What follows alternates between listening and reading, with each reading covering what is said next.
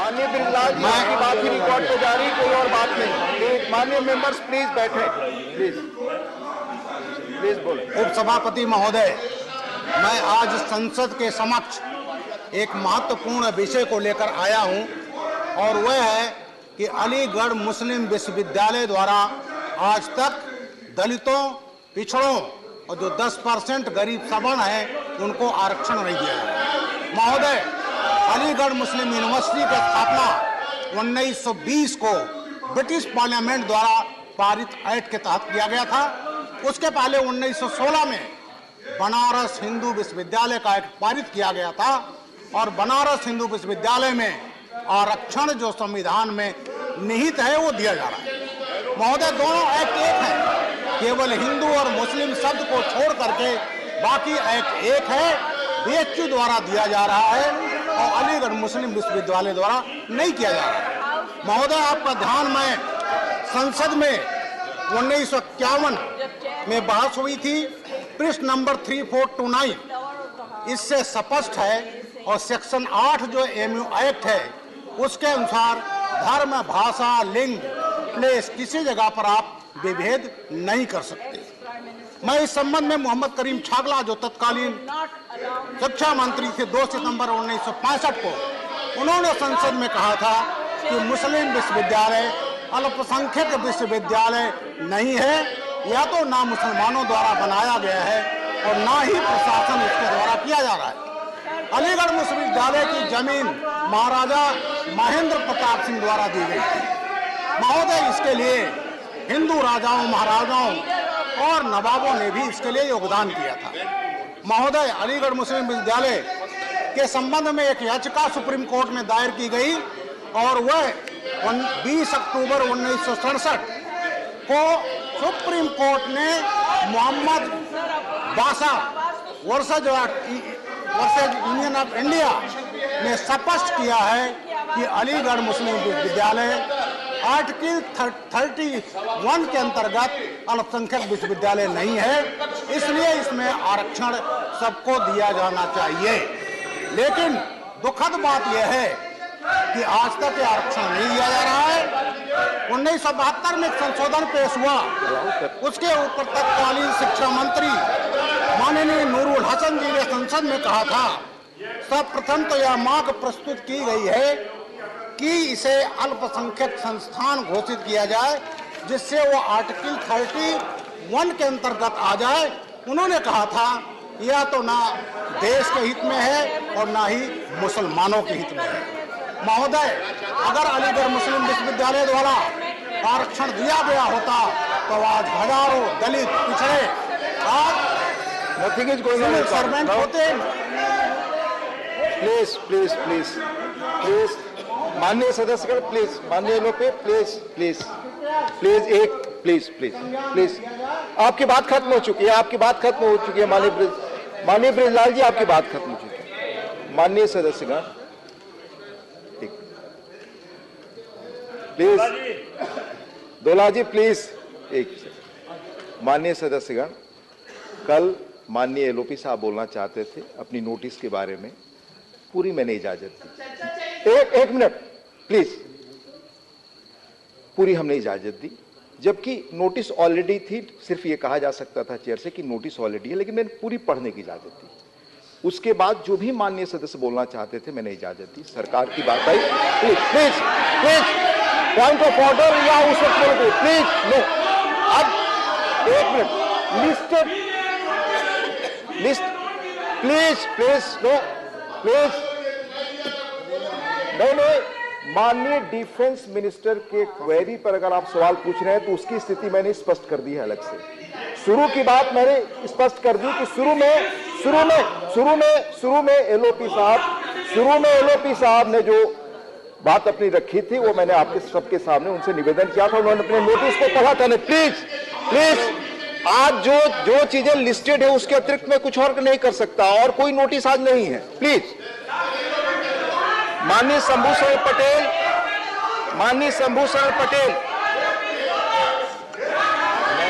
धन्यवाद उपसभापति महोदय। आसन के माध्यम से मैं बिहार आपके मोकामा टाल योजना से जुड़ी समस्याओं के बारे में केंद्र सरकार को अवगत कराना चाहता हूं। मोकामा टाल क्षेत्र की समस्या उस क्षेत्र से जुड़े हुए लाखों किसानों से जुड़े हितों से जुड़ा हुआ है।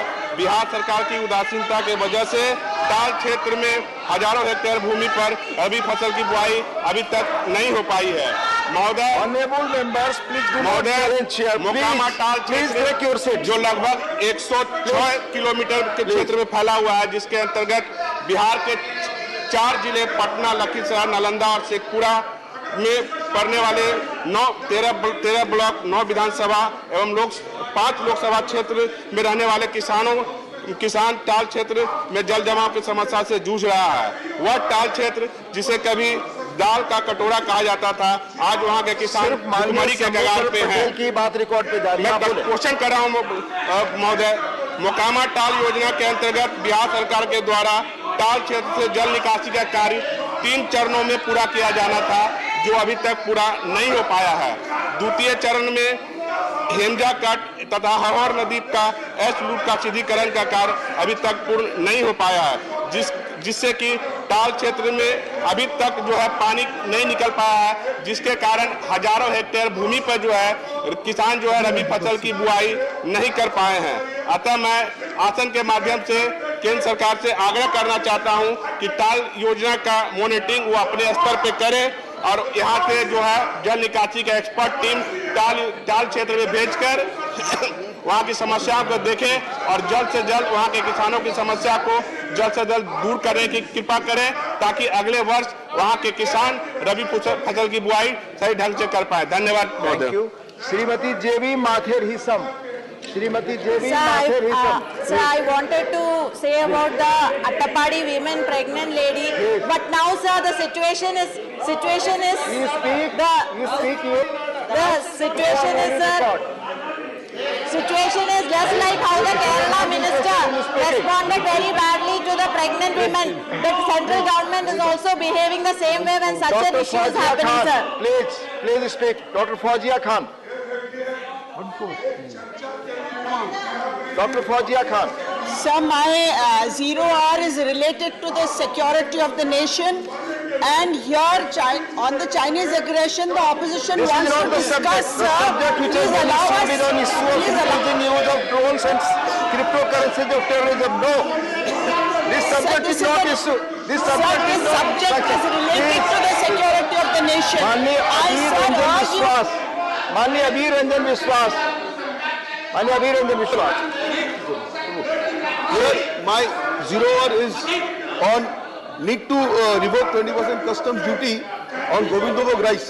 But sir, given the situation of the house, I would request you to have it in order, sir. Otherwise, it's such an important issue, sir. Speak on the subject. Sir, Govindobog rice is an aromatic short grain rice variety cultivated in West Bengal.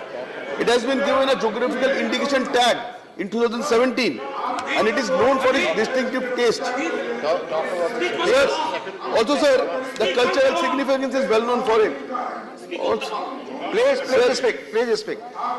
sir, as you know, sir, I would request you to address the issue so that You we can... speak on your subject, Abir Sir, Ranjan but ji. the house is not in order, sir. You please speak on this Okay, subject. sir, there are many delicious dishes made from it, and as the name suggests, it is offered to the Sri Govindoji deity as well.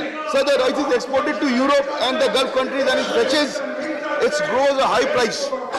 The government of West Bengal had encouraged its farmers to grow this variety of rice and replace it where in certain areas where the coarse grain variety of rice is grown. And sir, this has helped in enhancing their incomes. In September 2022, the government of India imposed the government of India had imposed a 20% customs duty on the export of this rice variety. Sir, this has greatly affected its sales abroad and dampened the government's effort to improve the farmers' livelihood. Sir, Please, you continue. You Sir, have time, you speak. sir, another premium rice variety. Sir, I laid on the table. Please.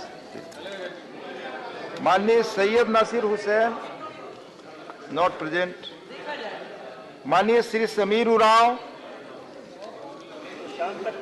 उप सभापति महोदय, बहुत बहुत धन्यवाद, आपने मुझे बोलने का अवसर दिया।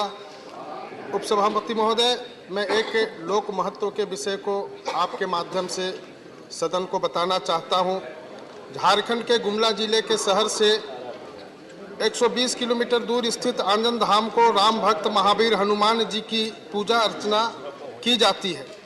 प्राकृतिक सौंदर्य के दृष्टि से भी यह एक मनोरम स्थल है। यहाँ एक प्रसिद्ध गुफा है जो कथित तौर पर 1500 फीट लंबी है। स्थानीय जनजाति समुदाय के भक्त पुजारीगण इन्हीं पहाड़ियों में रहकर के सेवा कार्य करते आ रहे हैं, परंतु वन विभाग द्वारा इसे अपनी वन सीमा के अंदर समाहित कर लेने के कारण यहाँ निर्माण कार्य की अनुमति नहीं है। फलस्वरूप पौराणिक सांस्कृतिक महत्व और उच्च पर्यटन संभावनाओं से युक्त होने के बावजूद यहाँ आधारभूत संरचनाओं और सुविधाओं की कमी है। अतः मैं सरकार से मांग करता हूं कि इस महत्वपूर्ण स्थल को वन सीमा से मुक्त करने की कृपा की जाए, ताकि वहां पर जो हनुमान जी का जन्म स्थली माना जाता है और उसी के आधार पर वहां भक्तगण पूजन अर्चन करने के लिए पहुंचते हैं। मैं पुनः सरकार से मांग करता हूं कि इसे मुक्त करने, वन विभाग से मुक्त करने से वहां भक्तों को वहां सुविधा व्यवस्था बनाई जा सके।